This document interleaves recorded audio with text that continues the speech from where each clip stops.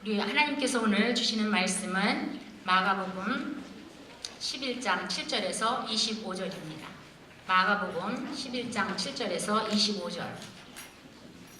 우리가 이 말씀을 같이 교독하시겠습니다. 마가복음 11장 7절에서 25절까지입니다. 마가복음 11장 7절에서 25절까지 조금 길지만 우리가 함께 교독을 하도록 하겠습니다. 나귀 새끼를 예수께로 끌고 와서 자기들의 겉옷을 그 위에 얹어 놓음에 예수께서 타시니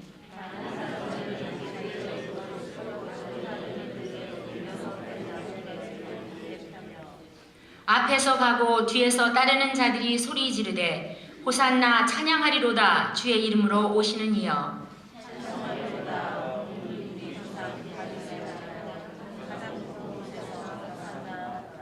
예수께서 예루살렘에 이르러 성전에 들어가사 모든 것을 둘러보시고 때가 이미 저물매 12 제자를 데리시고 베다니에 나가시니라.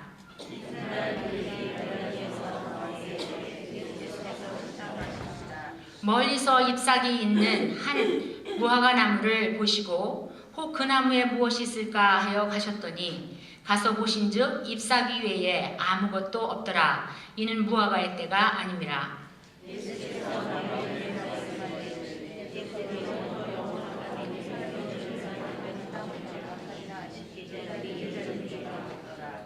그들이 예루살렘에 들어가니라. 예수께서 성전에 들어가사 성전 안에서 매매하는 자들을 내쫓으시며 돈 바꾸는 자들의 상과 비둘기 파는 자들의 의자를 둘러 엎으시며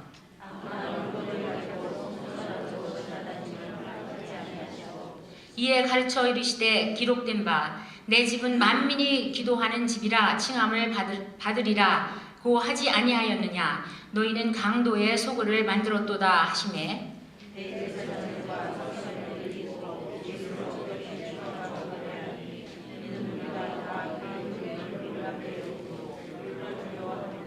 그리고 날이 저물매 그들이 성 밖으로 나가더라.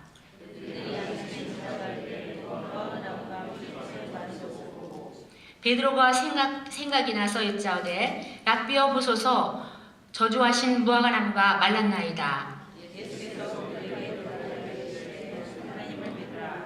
내가 진실로 너희에게 이르노니 누구든지 산더러 들리어 바다에 던지라 하며 그 말하는 것이 이루어질 줄을 믿고 마음에 의심하지 아니하면 그대로 되리라.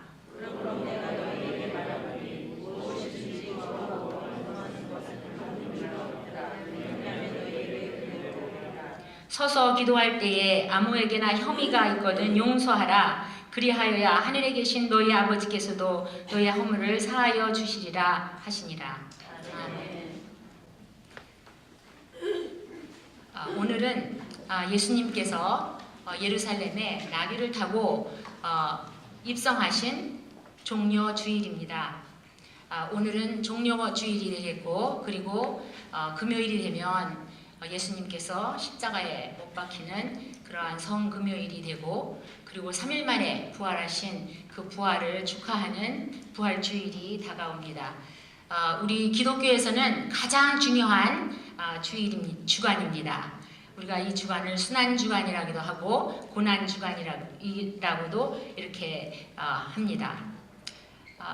오늘 이 말씀을 통하여서 우리 각자의 신앙생활과 그리고 교회를 향한 예수님의 바람은 무엇인가, 그리고 예수님은 우리에게서 무엇을 찾고 계시는가를 깨닫고 행하게 되는 그러한 시간이 되기를 바랍니다.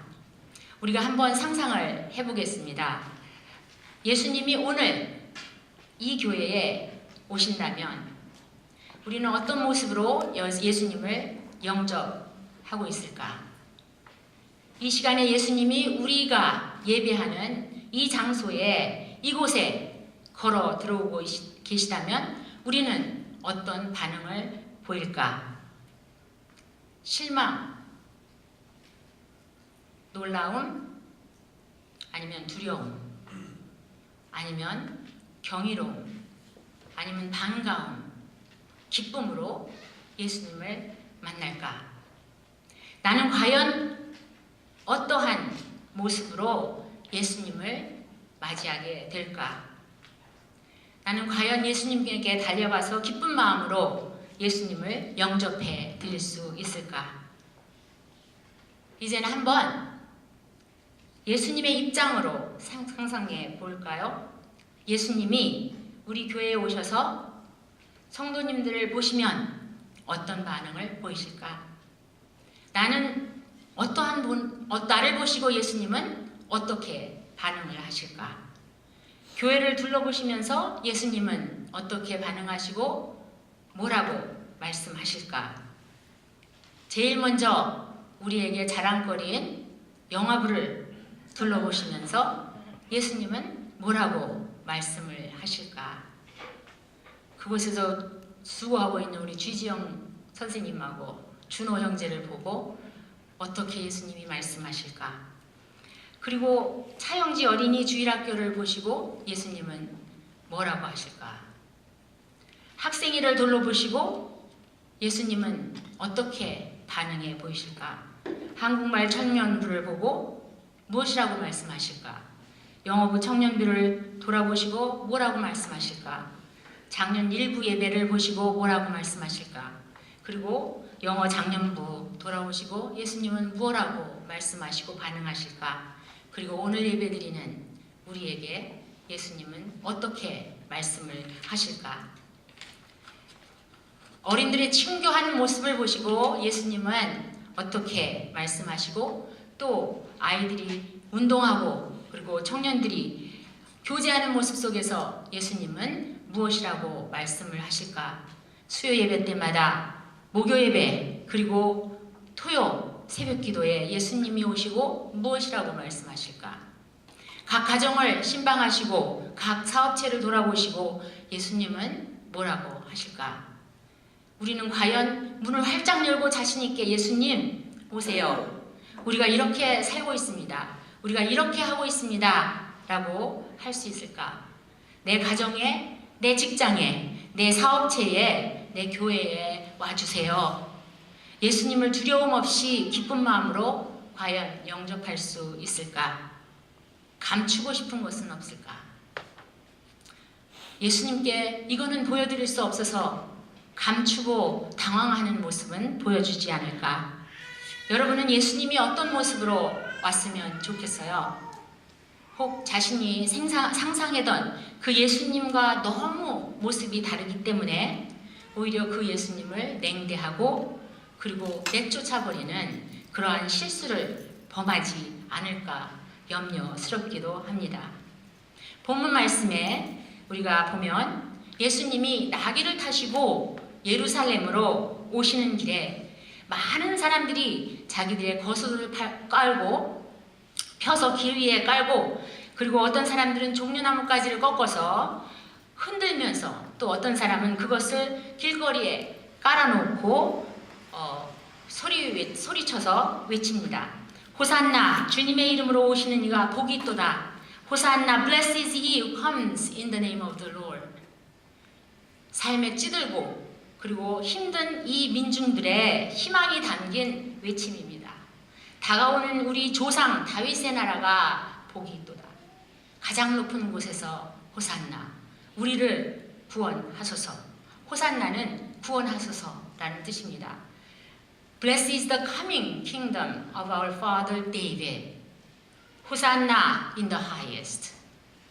우리 조상 다윗의 나라가 복이 있도다. 가장 높은 곳에서 호산나. 그들에게서 예수님이 예루살렘에 나귀를 타고 오시는 그것은 예사로운 일이 아니었습니다. 왜냐하면 스가랴 선지자는 450년 전에 나귀를 타고 오실 평화의 왕에 대해서 벌써 예언을 했습니다. 그 예언을 보면 그분은 이스라엘을 외세에서 회복하실 분이라고 하셨습니다. 그분은 오셔서 그 나라의 세력을 다윗 때보다 2배로 확정하여서 유브라데스 강에서 서쪽 해변 땅 끝이죠. 여기까지 미치게 할 것이다. 그리고 이스라엘의 전쟁이 사라지고 평화를 가져올 것이며 백성들에게 먹을 것을 풍족하게 공급해 줄 거라고 했습니다. 그래서 곡간에 곡식이 가득하고 포도주가 넘치게 해줄 것이라고 예언을 했습니다. 예수님이 나귀를 타고 입성하셨을 때에 군중들은 이런 기대와 희망이 있었던 것이죠. 그래서 이러한 기대와 희망이 차서 희망에 흥분하여서 다가오는 우리 조상 다윗의 나라가 복이 있도다. 다가오는 우리 조상 다윗의 나라가 복이 있도다 라고 소리쳐서 환영을 했습니다. 그런데 예수님이 예루살렘에 오셔서 하신 것은 그들의 기대와 완전히 어긋나는 것들이었습니다. 군중들은 예수님이 로마의 통치로부터 그들을 해방하고 다윗의 나라 때보다 더 강성한 나라를 그들에게 회복시켜 주리라고 기대했습니다. 그들에게 복지도 해결해 줄 것이라고 믿었습니다. 그러나 예수님은 너무나 다른 모습으로 그들을 실망시키셨던 것입니다. 그래서 3일이 못 되어서 호산나 주의 이름으로 오시는 이가 복이 있도다 라고 환호하던 그들이 그를 없이 하소서 십자가에 못 박으시옵소서 라고 원성을 높이게 됐던 것입니다. 환호가 바뀌어서 원성이 되고 환영이 바뀌어서 배반이 되었습니다. 예수님이 예루살렘에 오셔서 제일 먼저 하신 것은 빌라도의 관저에 가서 그를 총살하거나, 그땐 총이 없었죠. 그를 죽이거나 아니면 로마 병정들과 싸워서 그렇게 나라를 회복하려고 하는 것이 아니었기 때문에 예수님은 이스라엘의 왕권을 회복하러 오신 다윗의 자손 왕이 아니시고 이 땅에 하나님의 나라를 이루시기 위해서 오신 메시아 구세주였습니다. 예수님은 하나님의 은혜를 말씀으로 그리고 치유와 회복의 기적으로 하나님의 나라가 이미 가까이 왔노라 그것을 백성들에게 보여주고 설교해 주셨습니다. 예수님의 관심이 그렇기 때문에 빌라도의 관저로 가지 아니하시고 예루살렘 성전으로 향한 것은 당연한 것이죠. 예루살렘 입성하시는 날에 예수님께서 곧 예루살렘 성전으로 가셨습니다. 그리고 성전을 둘러보셨습니다. 그리고 해가 저물었기 때문에 제자들과 베다니로 돌아가셔서 밤을 지내시고 그 다음 날 다시 성전으로 향하십니다. 오늘 말씀에서 우리가 보면 예수님께서 성전을 향하여 가시는 길에 이상한 것을 행하셨어요. 아침에 얼마나 일찍 서둘러서 성전으로 가셨으면 식사를 안 하셨다고 그래요. 그죠? 배가 고프셨어요. 그래서 이렇게 가는 도중에 멀리서 보니까 잎이 무성한 무화과 나무 하나가 있는 것이에요. 예수님께서 가까이 가셨습니다. 그리고 그 무화과 열매를 찾으셨어요. 그런데 그 나무에 무화과는 없고 잎만 무성한 것이었습니다. 그때 예수님께서 그 나무에게 향하여서 이렇게 말씀하십니다. 다시는 아무도 내 열매를 먹지 못할 것이다. 다시 말해서 다시는 열매를 맺지 못할 것이다. 이렇게 말씀을 하신 것입니다. 그런데 이걸 얼마나 크게 말씀하셨으면 제자들이 들었어요. 그리고 마가는 제자들이 다 들었다고 기록을 했습니다. 예수님이 의도하여서 이렇게 크게 다시는 열매를 맺지 못할 것이다 라고 말씀을 하셨던 것입니다. 성경을 적어도 자세히 읽는 성도님들은 이 장면을 도무지 이해를 못한다고 합니다. 왜 예수님이 이렇게 이상한 행동을 하시고 또 무화과나무를 하나 잡으셨을까? 도대체 이해가 가지 않는다고 하고요. 또 젊은 사람들은 이 광경을 읽으면서 예수님 정말 한성질 하셨네요. 이렇게 얘기하면서 앵걸 매니지먼트가 필요했던 것 같아요. 이렇게 얘기를 합니다. 나무가 뭘 잘못했다고 자기 분을 거기다 풀어가지고 이 나무 하나 죽입니까? 이렇게 얘기하는 것이죠. 이 나무를 향해서 하신 이 행위는 예수님이 이전에 보이신 모습과 너무 다르죠. 병든 자를 보면 마음이 아파서 이 사람들을 불쌍히 여기고 그리고 고쳐주셨습니다. 목자 없는 양같이 유린하는 백성들을 보고 너무 마음이 아프셔서 저들을 집에 보내지 말라 하시고 오병이어의 기적을 베푸시고 먹게 하신 그 예수님의 모습과는 너무나도 다른 모습인 것입니다. 도무지 이해가 되지 않고 힘들어요. 예수님의 사역 중에서 일으킨 어느 기적도 이러한 적은 없었습니다. 지금까지 파괴적인 사건은 한 번도 없었기 때문에 예수님이 이런 일을 행하셨을 때에 우리는 정말 의아하게 생각하고 왜 예수님이 그러셨을까 하는 궁금증이 일어납니다. 무슨 특별한 목적은 없었을까요? 이 궁금증을 가지고 계속 본문의 말씀을 우리가 살펴야 합니다. 잎만 무성하고 열매가 없는 무화과 나무를 향해서 다시는 아무도 내 열매를 먹지 못할 것이다 하신 후에 성전에 들어가셔서 사고 파는 사람들을 내쫓으시고 돈 바꾸어 주는 사람들의 책상과 비둘기 파는 사람들의 자리를 뒤엎으시고 상인들의 성전의 뜰을 가로질러 다니는 것을 막으시고 그곳에서 가르치셨습니다. 그리고 20절에 보니까 그 다음날 입성한 지 셋째 날에 제자들이 그 길을 다시 가다가 그 무화과 나무가 뿌리째 말라버린 것을 발견했다고 합니다. 이 성전 청소 사건이라고 우리가 얘기하는데 성전에 들어가셔서 예수님께서 이렇게 돈 바꾸는 자들을 막 내쫓으시고 상인들을 내쫓으시고 이렇게 정리하신 그 사건과 무화과 나무 사건이 이렇게 샌드위치처럼 끼어져 있습니다. 이 무화과 나무의 사건을 앞뒤로 하고 이 예수님의 성전 그 사건을 가운데에 끼어 놓았습니다. 분명 이 잎이 무성했던 그 무화과 나무 사건과 성전 사건은 우연히 그냥 차례대로 일어난 사건이 아니고 무엇인가 밀접한 관계가 있는 것을 우리가 알아야 합니다. 예수님이 의도적으로 성전을 가시는 그 도중에 행하신 것입니다. 구약 성경에 보면은 무화과가 잘 등장을 합니다. 무화과 열매와 나무가 종종 등장하는 것을 보는데 이 바빌로니아로 이스라엘 백성들이 끌려갈 때에 예레미야 선지자가 비전을 보게 됩니다.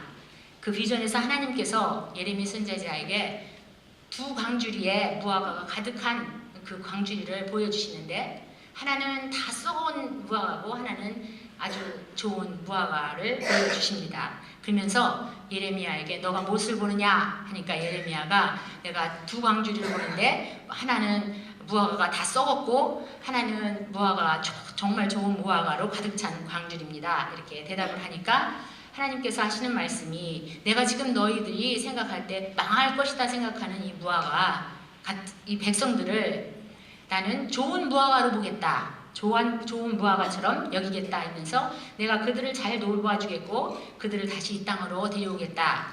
그리고 그들을 헐지 않고 세우겠고 뽑지 않고 심어서 잘 자라게 할 것이다 라고 이렇게 말씀을 하신 적이 있습니다.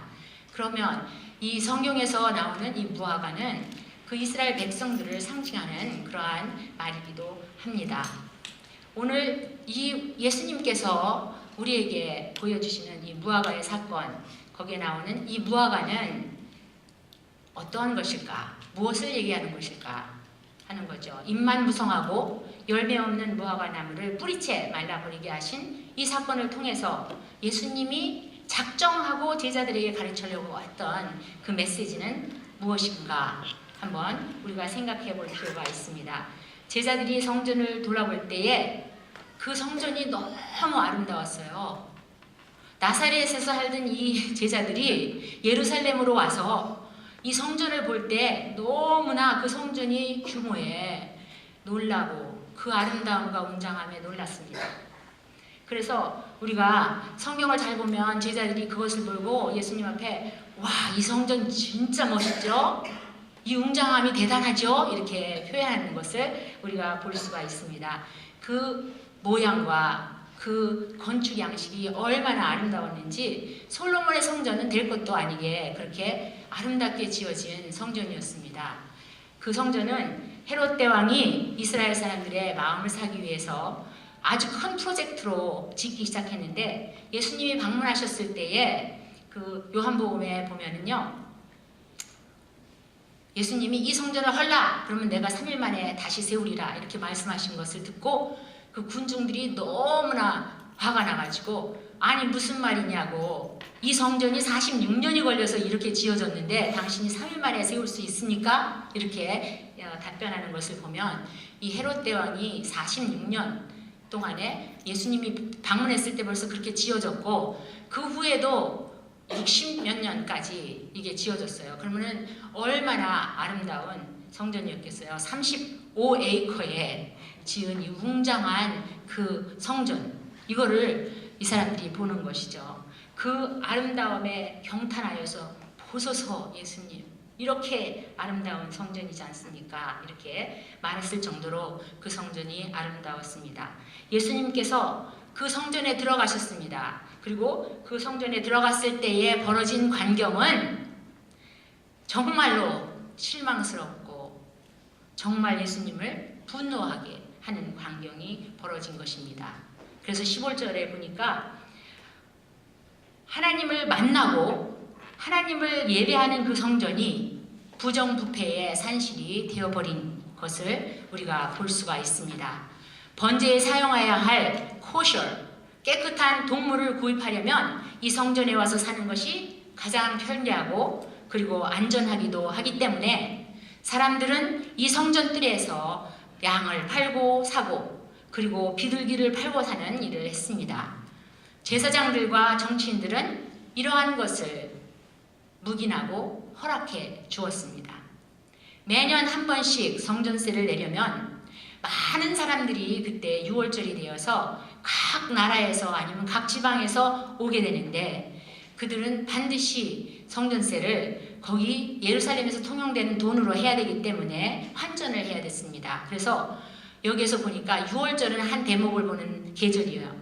그래서 사람들이 거기에서 이득금을 남기면서 환전을 해주는 행위를 했습니다.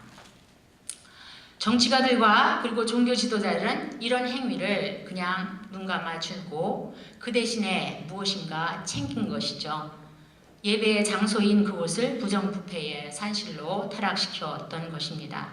또 16절에 보니까 성전들을 가로질러 짐을 나르는 사람들이 많이 있었는데 예수님께서 그것을 막으셨다고 하셨습니다.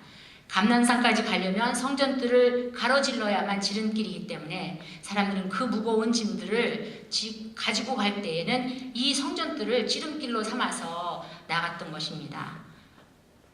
거기에는 성전을 향한 그러한 존경심이 전혀 보이지 않은 것이죠.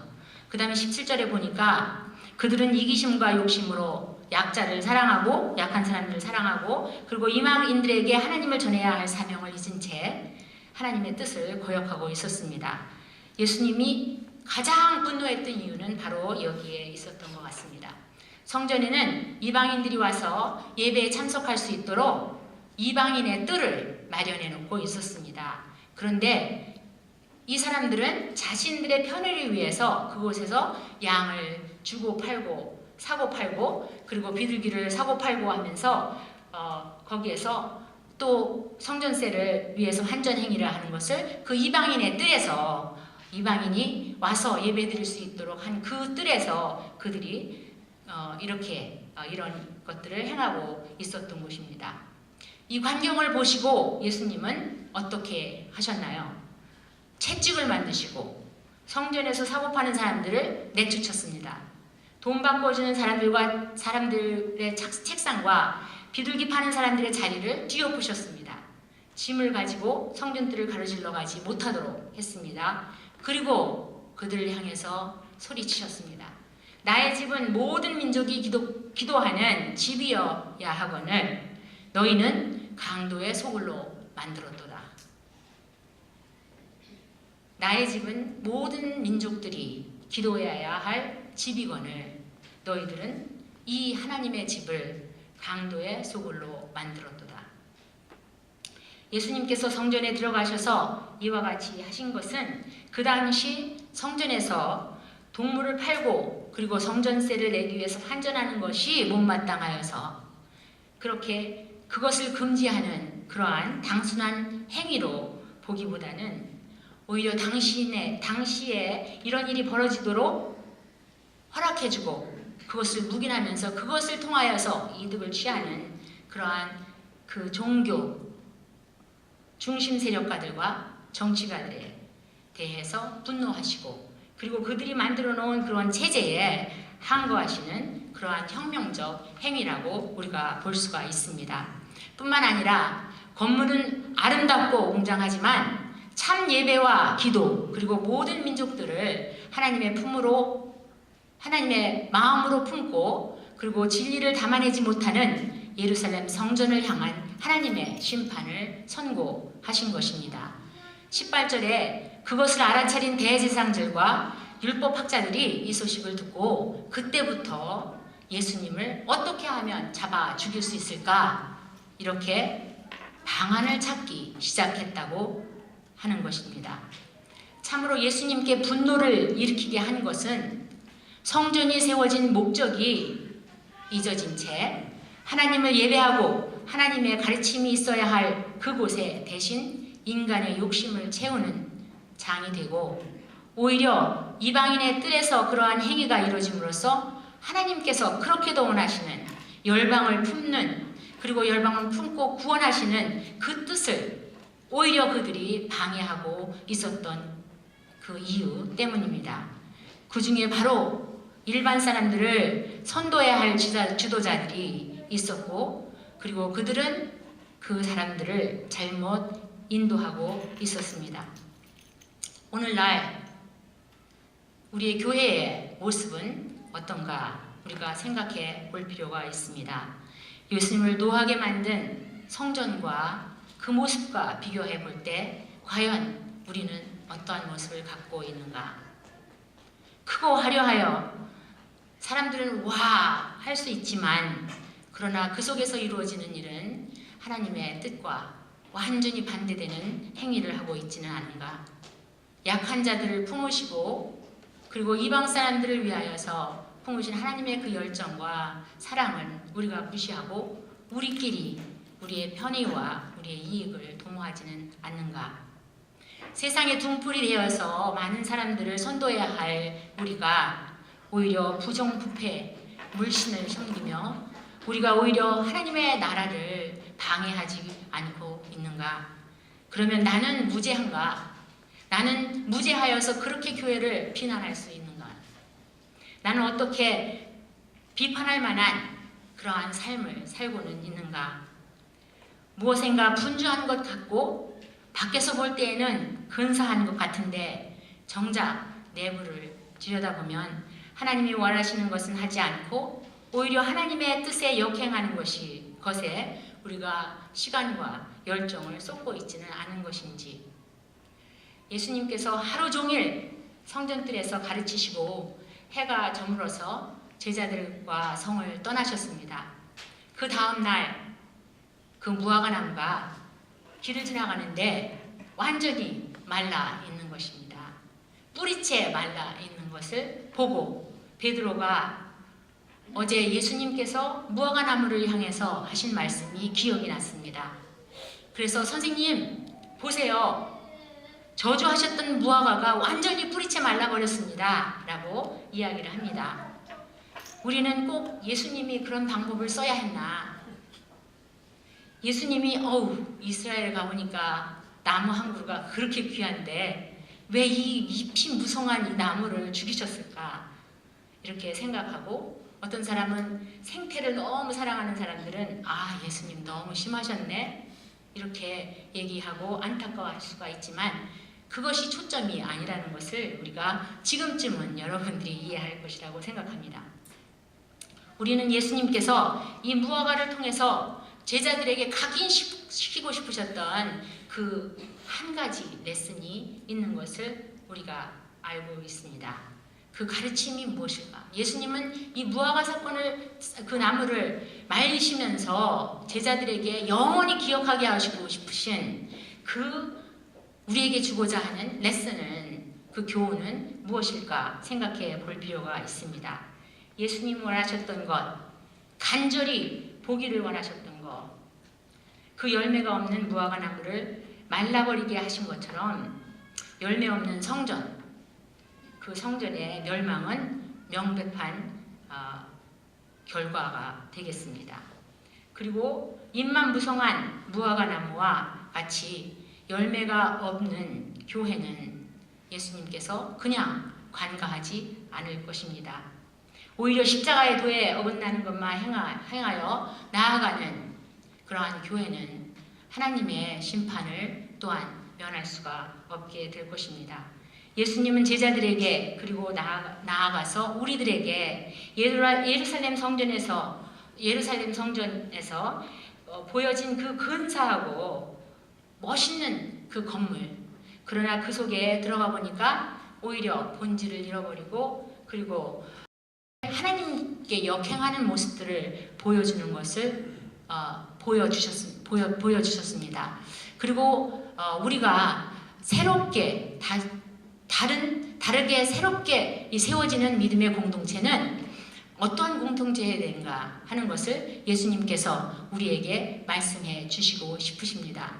그래서 우리 한 사람 한 사람 교회라는 믿음의 공동체로 불림을 받았는데, 예수님께서 우리가 열매 맺는 믿음의 공동체가 되기 위해서는 너희는 이렇게 해야 된다라고 그 다음 절부터 말씀해 주십니다.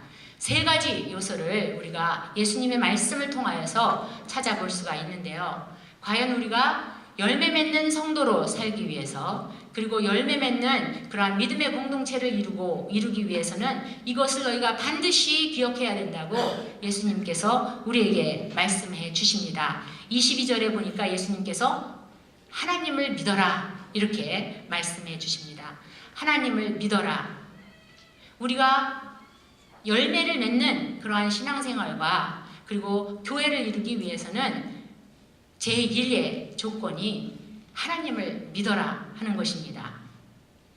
우리가 교회를 다니면서도 믿지 않고, 우리가 평생 하나님을 이름을 부르면서도 믿지 않을 때가 얼마나 많이 있습니까? 예수님께서 하나님을 믿어라 라고 이렇게 말씀을 하십니다. 믿음이 없이는 열매를 맺을 수가 없기 때문입니다. 믿음이 없으면 능력이 나타나지 않기 때문입니다. 23절에 누구든지 이 산을 향하여 뽑혀서 바다에 던져져라 라고 말하고 마음에 의심하지 않으면, 그 말한 대로 될 줄 믿으면 그러면 그대로 이루어질 것이다 라고 하나님께서 말씀하십니다. 산을 옮길 만한 그 능력이 어디서 나옵니까?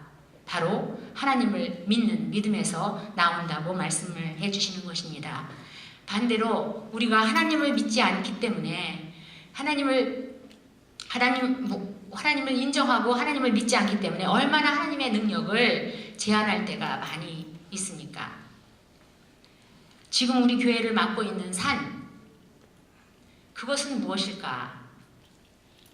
저는 이 말씀을 준비하면서 한참 생각해 보았습니다. 하나님이 우리가 믿으면 이 산도 뽑혀서 바다에 던지우리라, 그것을 보겠다고 했는데 우리의 교회를 맡고 있는 이 큰 산은 도대체 무엇일까? 라고 생각을 해보았습니다. 지금 내 삶에 나를 에워싸고 있는, 또는 나의 앞을 가리고 있는 산은 무엇일까? 지금 내가 옮겨야 할 산은 무엇일까? 예수님께서 하나님을 믿어라 라고 얘기하시고, 누구든지 이 산을 향하여 뽑혀서 바다에 던지라 이렇게 말하고 마음에 의심하지 않고 말한 대로 될 줄을 믿으면 그대로 이루어지리라고 했는데, 우리는 과연 믿음이 있는가? 하나님을 믿는가? 기도하면서도 하나님을 진정으로 믿는가? 믿음의 장이라고 불리는 히브리서 11장 6절에 보면, 믿음이 없이는 우리가 누구도 하나님을 기뻐하게 할 수 없다고 얘기하면서, 하나님께 나오는 자는 그가 계시다는 것과 그를 찾는 자들에게 상 주시는 이름을 진정으로 믿어야 할 것이다 라고 말씀을 해주십니다. 두 번째로 우리가 열매 맺는 성도의 삶과 그리고 열매 맺는 믿음의 공동체를 이루기 위해서는 두 번째 조건은 기도해야 한다고 말씀을 해주십니다. 24절에 너희가 기도하고 구한 모든 것은 받은 줄로 믿어라. 그러면 이루어질 것이다. 기도하지 않는 성도는 하나님과 무관한 삶을 살게 됩니다. 기도하지 않는 교회는 열매 없는 인간의 모임으로 전락되게 되고 맙니다. 기도하지 않으면 입만 무성하고 열매가 없는 무화과 나무가 되고 마는 것입니다. 예수님이 열매를 찾을 때에 드릴 열매가 없습니다. 예수님께서 교회를 향해 이렇게 약속하셨습니다. 너희 중에 두세 사람이 내 이름으로 모인 곳에 내가 그곳에 함께 하겠고 그리고 너희가 구하는 모든 것들을 내가 들어 응답해 주리라 라고 말씀해 주셨습니다. 우리가 열매 맺기 위하여서 하나님을 믿고 그리고 그 하나님을 믿는 믿음으로 간구하고 기도해야 한다는 것입니다. 또한 세 번째, 열매 맺는 공동체가 되려면 반드시 우리 안에 그리스도의 사랑 안에서 이루어지는 용서와 그리고 화해가 있어야 된다고 예수님께서 말씀해 주십니다. 내가 여러분들에게 한번 질문을 해보겠습니다. 기도를 많이 하시는 분들, 혹시 우리가 기도를 많이 하는데도 하나님을 닮지 않은 그러한 교회와 성도가 가능한가요? 교회에 와서 기도는 참 많이 하는데 삶에서는 전혀 하나님의 모습이 하나님의 성품이 보이지 않는 그러한 성도가 가능한가요? 기도는 많이 하는데 다른 사람들과 화목하지 않고 오히려 반목하며 그렇게 사는 삶은 가능한가? 기도하는 사람은 하나님을 닮아야 하는 것이 정당한 이치인데 어떻게 기도한다 하면서도 우리는 하나님의 성품과 역행을 하는 그거와 어긋나는 그러한 성격을 보이고 그러한 행동을 할 수 있을까? 기도하는 사람은 하나님을 닮게 되어 있습니다. 왜냐하면 기도는 하나님과 시간을 나누는 것이고 하나님과 교제하는 것이기 때문이죠. 저는 1989년도에 결혼을 해서 이제 25년 지나고 26년째를 이렇게 살고 있는데요. 처음에 결혼을 했을 때는 얼마나 다른지 내가 말을 하면 오해를 하고 그 사람이 말을 하면 내가 오해하고 이게 도대체가 커뮤니케이션이 안 되니까 맨날 싸워요. 그래서 어떻게 이렇게 내가 별로 대수롭지도 않게 하는 얘기에 이렇게 화를 내냐. 그리고 그 사람도 나도 이렇게 얘기했는데 전혀 다르게 이해해서 또 화를 내고 그래서 신혼 초에는 엄청 싸웠어요. 내가 이 말을 하니까 일부 예배에 오신 분들이 얼마나 기뻐하는지 목사님도 싸우는구나 이렇게 막 위로를 받는데요. 근데 진짜 많이 싸웠어요. 왜냐하면 저는 이 세계에 와서 살아가지고 나 나름대로 가지고 있는 그런 것들이 있었고 그 사람은 다른 문화권에서 살았고 또 나는 딸만 많은 집에서 태어나가지고 여자들 속에서 살았고 그 사람은 남자들 형제들만 살았고 이게 도대체가 안 맞아 들어가고 좋아하는 것도 다르고 아주 힘들었는데 한 26년 살다 보니까요 얼마나 웃기는지 몰라요. 내가 말하는 걸 그 사람이 말하고 그 사람이 말하는 용어를 내가 사용하고 이게 아주 똑같이 돼버린 거예요. 그리고 우리 집에 그 픽스드 채널 TSN만 보기 때문에 아주 그냥 저는 아들 둘 기르죠. 그러니까 맨날 스포츠 채널만 켜놓는 거예요. 나는 별로 그렇게 재미없는데 할 수 없이 같이 보다 보니까 웬만한 축구 선수 이름 다 알죠? 웬만한 농구 선수 이름 다 알죠? UFC까지 보니까 UFC의 챔피언이 누군지도 다 알죠? 테니스 누가 어디에서 챔피언이 되는지 아주 끌고 있으니까 이 말을 할 때 우리 청년들이 보면 목사님 그런 거 어떻게 알아요? 이러는 거예요. 채널이 하나인데 뭘 몰라.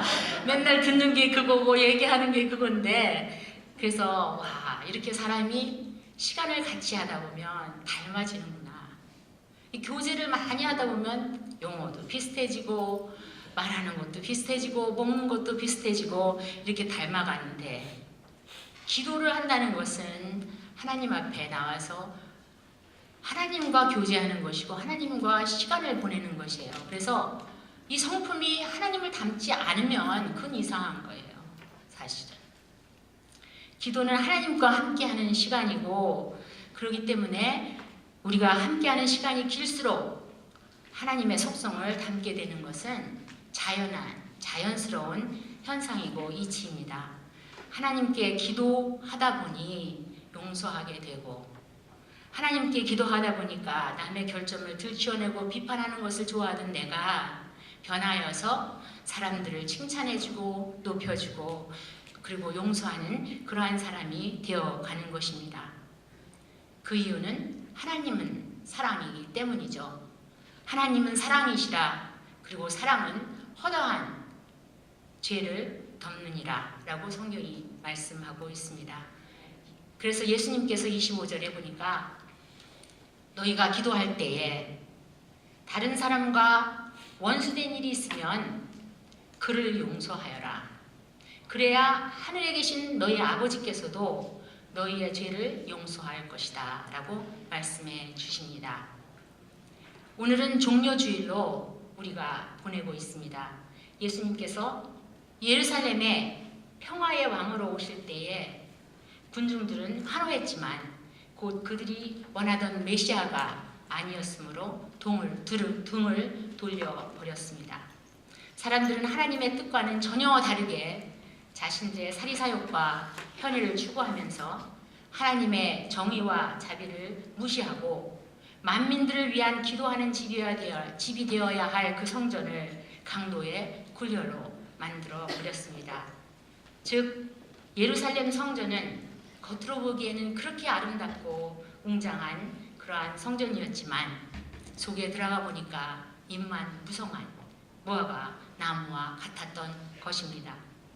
오늘 예수님이 우리에게 다가오셔서 열매를 찾습니다.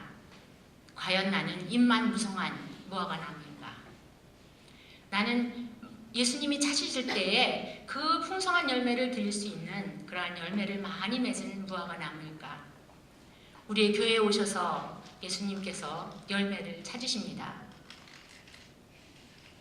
과연 우리 교회는 예루살렘 성전과 같이 화려하지는 않지만 그러나 예수님께서 들어오셔서 보실 때에 많은 것을 드릴 수 있는 교회가 되기를 원합니다.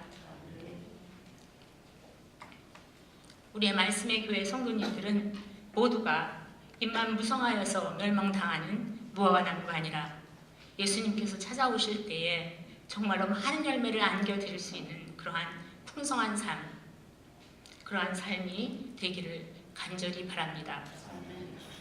우리가 그러한 풍성한 삶 그리고 풍성한 교회를 이루기 위해서는 예수님께서 우리에게 가르쳐 주신 세 가지를 반드시 기억하기를 바랍니다. 하나님을 믿어라. 기도하여라. 그리고 용서하고 화해하여라. 예수님께서 이렇게 말씀해 주십니다. 우리가 그것을 행할 때에 우리는 정말 하나님께서 원하실 때에 예수님께서 원하실 때에 우리가 그리고 찾으실 때에 많은 열매를 안겨드릴 수 있는 그러한 성도, 그러한 교회가 될 줄 믿습니다. 우리 다 같이 기도하시겠습니다. 하나님 감사합니다. 하나님께서 저희들에게 열매를 찾으실 때에 하나님 저희가 열매를 많이 드리기를 원합니다.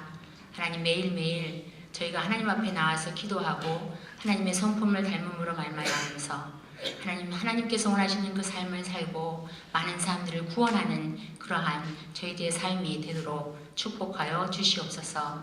예수님 이름으로 기도합니다. 아멘.